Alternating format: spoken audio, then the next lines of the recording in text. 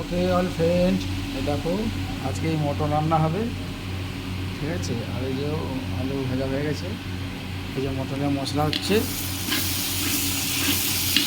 আরও অনেক আইটেম আছে।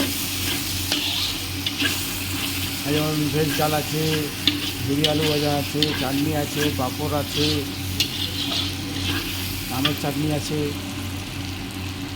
তোমাদের এই যে এটা দেখাচ্ছে, এই যে মটনটা দিলাম মশলার মধ্যে।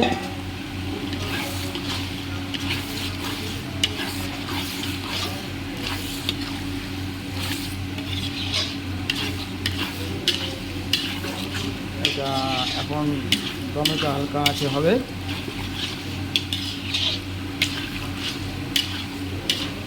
ভালো করে নেড়ে দিলাম।